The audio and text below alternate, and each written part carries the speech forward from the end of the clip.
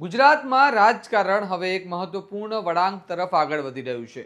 આવતીકાલે વિધાનસભાના બજેટ સત્ર દરમિયાન એક એવું બિલ રજૂ થવાની શક્યતા છે જે માત્ર રાજ્ય નહીં પરંતુ સમગ્ર દેશની રાજકીય અને સામાજિક ચર્ચાને પ્રભાવિત કરી શકે છે.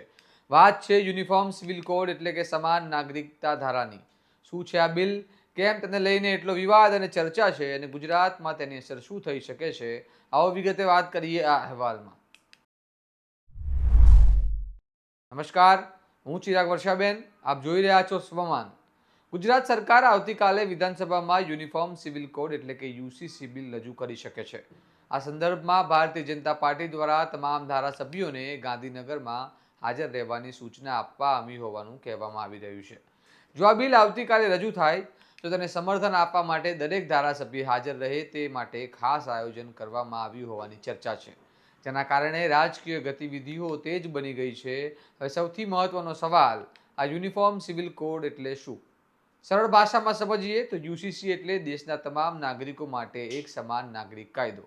હાલ ભારતમાં લગ્ન, તલાક, વારસો, દત્તક લેવું જેવી બાબતોમાં અલગ અલગ ધર્મો માટે અલગ અલગ વ્યક્તિગત કાયદા લાગુ પડે છે, જેમ કે હિન્દુ કાયદા, મુસ્લિમ કાયદા, ક્રિશ્ચિયન કાયદા વગેરે. પરંતુ યુસીસી લાગુ થાય તો આ તમામ બાબતો માટે એક જ સમાન કાયદો લાગુ પડશે, જે ધર્મ પર આધારિત નહીં પરંતુ નાગરિક તરીકે દરેક માટે સમાન હશે.